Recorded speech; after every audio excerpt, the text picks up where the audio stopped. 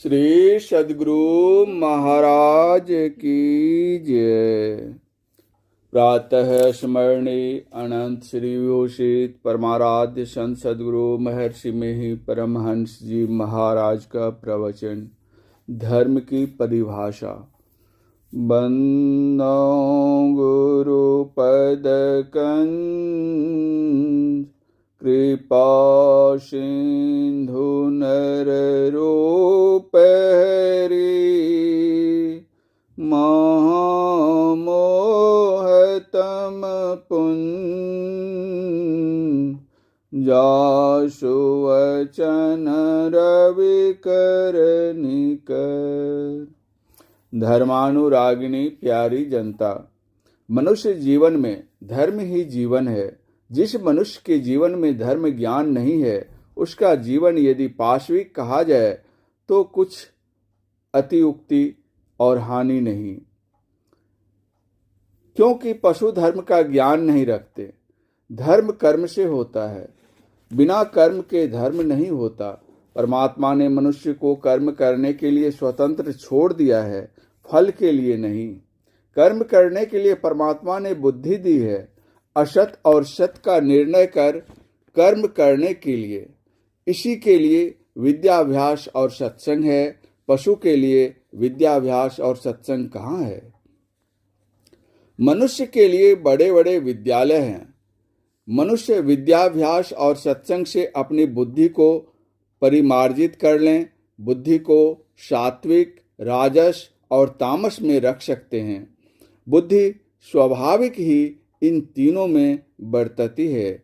लोगों की बुद्धि सात्विक भाव में कम रहती है, रजोगुण और तमोगुण में अधिक रहती है। सात्विक में शुद्ध विचार होता है, राजस में चंचलता और तामस में उल्टा विचार होता है। प्रमाद और आलस्य सुस्ती होती है। राजस और तामस इन दोनों से सात्विक उत्तम है। विद्याभ्यास और सत्संग से यद्यपि बुद्धि को बल मिलता है, फिर भी मन को अपने अंदर ऐसे स्थान पर रखो जहाँ राजस तामस न रहे। एक तरफ रखने से राजस और दूसरी तरफ रखने से तामस में रहेगा। बीच में रखो तो सतोगुण में रहेगा। उन दोनों को ईड़ा और पिंगला कहते हैं। जो यौगिक शब्द जानते हैं वे समझ गए होंगे। ईड़ा और पिंगला में राजस तामस में बुद्धि रहती है और सुषुम्ना में सात्विकता में बुद्धि रहती है। विद्याभ्यास, सत्संग और यौगिक साधना तीनों करो तो सात्विक बुद्धि में जमे रहोगे। तब असत और सत का ठीक ठीक निर्णय कर सकते हो। सात्विक वृत्ति में रहते कर्म करो तो वह धर्म होगा, जिससे यहाँ और परलोक दोनों जगह सुखी रहोगे। यहाँ सुखी और परलोक में दुखी, वह राजस कर्म का फल है। यहाँ का सुख असल में सुख नहीं है। यहाँ दुख मिश्रित सुख पाते हैं। यह चंचल सुख राजस लोगों को मिलता है। जिस कर्म से यहाँ और परलोक दोनों में दुख पाते हैं, वह दुष्ट कर्म तामस का फल है।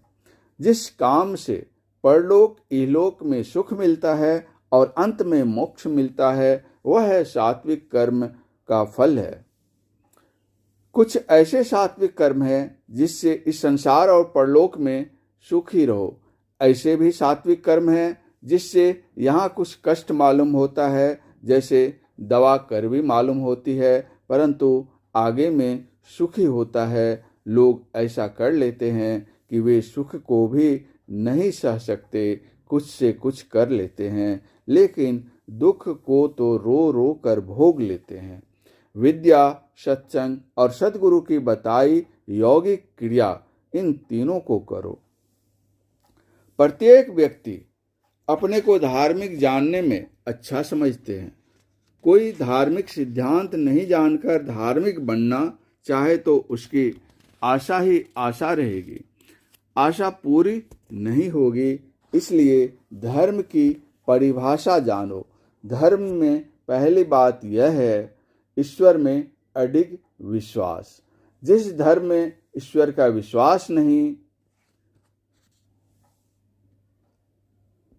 वह धर्म ऐसा है जो विषाक्त है, जो देखने मात्र का शुभ है, लेकिन वह अशुभमय है। इसलिए ईश्वर की अस्तित्व का और उसके स्वरूप का ज्ञान होना चाहिए। ईश्वर स्तुति होनी चाहिए। स्तुति से उसके स्वरूप का और उसकी अस्तित्व का ज्ञान होता है। इससे श्रद्धा होती है, श्रद्धा से प्रेम होता है। ईश्वर का प्रेमी धर्म से विचलित नहीं होता।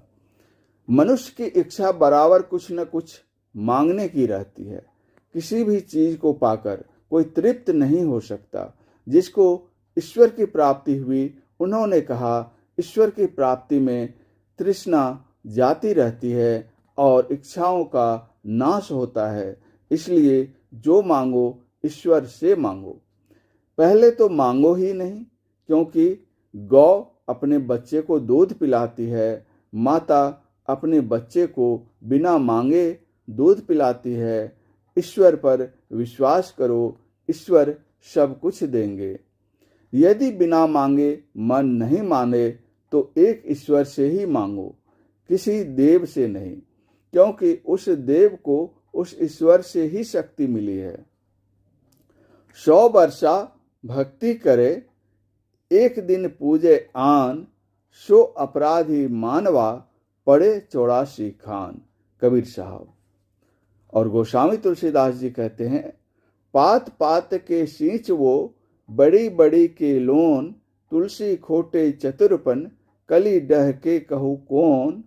देव दनुज मुनि नाग मनुज सब, माया विवश विचारे, तिनके हाथ दास तुलसी प्रभु, कहा अपन पोहारे। देवता को, संसार के लोगों को जो शक्ति मिली है, ईश्वर की ओर से ही लोग पुरुषार्थ करते हैं। जो मिलता है वह ईश्वर प्रदत्त है। जो पुरुषार्थ नहीं करे और उसको कुछ मिले, कैसा न्याय है। ईश्वर से वह मांगो जो और कोई न दे सके। ईश्वर से वह मांगो जिससे ईश्वर प्राप्ति का मार्ग मिले। मार्ग में जो चिन्ह मिलना चाहिए सो मिले। इसलिए ईश्वर की स्तुति और प्रार्थना करो, बाद में उपासना करो। उपासना में जप और ध्यान करने के लिए लोग कहते हैं। इन दोनों के भेदों को जानना चाहिए। जप और ध्यान में जो स्थूलता और सूक्ष्मता है, उसको भी जानो। किसी रूप को देखकर उसे मन में बनाना ही पूरा ध्यान नहीं है। ध्यान और भी है। ध्यानं निर्विष्यं मनः। संतों ने बताया है कि 2 ही चीजें हैं, एक प्रकाश और दूसरा शब्द। साधकों को ये दोनों सहारे ईश्वर की ओर से मिलते हैं। उपासना ठीक ठीक जानो और करो। जैसे एक अक्षर जानने के लिए गुरु की आवश्यकता होती है, उसी तरह इस अध्यात्म ज्ञान के सिखलाने वाले गुरु की आवश्यकता होती है और इनकी बड़ी महिमा है। कहीं कहीं इनको ईश्वर के तुल्य कहा गया है और कहीं कहीं ईश्वर से भी बढ़कर। ईश्वर से बढ़कर कोई नहीं हो सकता, लेकिन ईश्वर स्वयं प्रकट नहीं होते। संत लोग प्रकट होकर ईश्वर का ज्ञान बताते हैं, इसलिए ईश्वर से बड़े कहे जाते हैं। मैं कह रहा था कि उपासना के लिए 2 पदार्थों का संतों ने बहुत उपदेश दिया है। वे हैं प्रकाश और शब्द। वे शब्द और ज्योति बाहर के नहीं, तुम्हारे अंदर हैं। ठीक ठीक उपासना करो, तुम्हारे अंदर में ये दोनों मिलेंगे। संसार में ज्योति नहीं रहे तो संसार नहीं रहे। ज्योति रहे और बादल के कारण अंधकार ही अंधकार हो तो सभी लोग अंधे जैसे काम करेंगे। फिर कितनी गलती और कितने दुष्ट कर्म हो जाएंगे। इससे संसार भ्रष्ट हो जाएगा। ज्योति को बिल्कुल हटा लें तो सौर मंडल समाप्त हो जाएगा। शब्द से ही विद्याभ्यास किया जाता है। जनमते ही आप शब्द करते हैं तो आप जीवन में हैं, जाने जाते हैं। छोटे बड़े सभी काम शब्द से होते हैं। सभी गूंगे हो जाएं तो क्या काम करेंगे?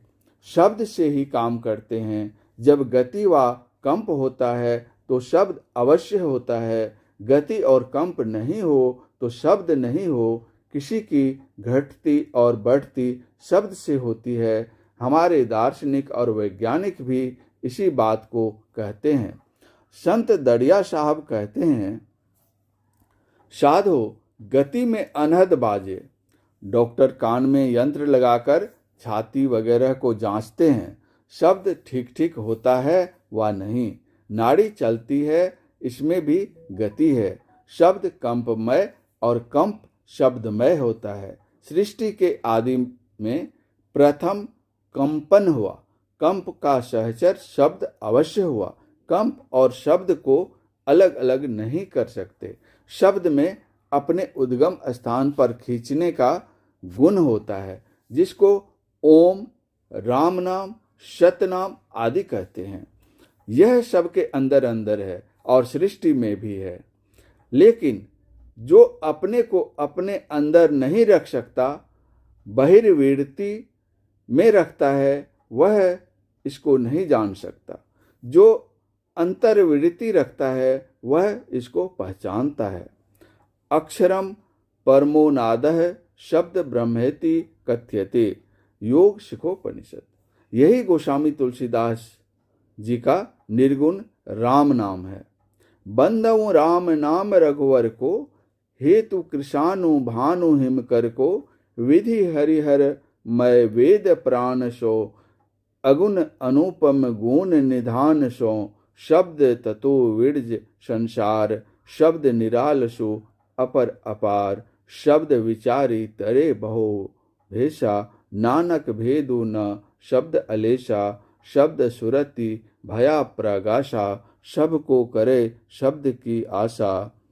पंथी पंखी स्यों नित राता, नानक शब्द शब्द पछाता। हाट बाट शब्द का खेलू, बिनु शब्द क्यों होवे मेलू। सारी सृष्टि शब्द के पाछे, नानक शब्द घटे घटी आछे। गुरु नानक साहब। कबीर साहब कहते हैं, साधो शब्द साधना कीजे, जे ही शब्द से प्रकट भये सब, सोई शब्द कही लीजे। दूसरे देश के लोग भी मानते हैं, In the beginning was the word was with God and the word was God। अर्थात सृष्टि के आदि में शब्द था, वह शब्द ईश्वर के साथ था और शब्द ही ईश्वर था। लोगों का विश्वास है कि क्राइस्ट इस देश में आकर बहुत दिनों तक रहे थे। मोहम्मद साहब भी यहाँ आकर रहे थे। शब्द वर्णात्मक और ध्वन्यात्मक दोनों प्रकार के होते हैं। इसके अतिरिक्त प्राणमय, इंद्रियमय और मनोमय, इन तीनों के भेद को भी जानिए। बाहर के वर्णात्मक में राम, शिव, गॉड, अल्लाह आदि कहते हैं। नाम जपते जपते ईश्वर की ओर ख्याल होता है, यह बाहर का शब्द है। बाहर के ध्वन्यात्मक से ईश्वर की पहचान नहीं होती। ईश्वर के अंदर के ध्वन्यात्मक में भी पहले ईश्वर की पहचान नहीं होती। नाद साधना करते करते अंत में निर्गुण राम नाम ओम को पाता है, तब ईश्वर की पहचान होती है। वह अकथनीय है, केवल अंतर ध्यान से ही जाना जाता है। केवल वर्णात्मक पर जोर लगाकर अंदर के ध्वन्यात्मक को नहीं जानना, अपने में ज्ञान की कमी रखना है। जानिए और साधन कीजिए। परमाराध्य गुरुदेव का यह प्रवचन सहरसा जिलांतर्गत मनोहर उच्च विद्यालय सहरसा में दिनांक 2/4/1963 ईस्वी के सत्संग में हुआ था। श्री सद्गुरु महाराज की जय।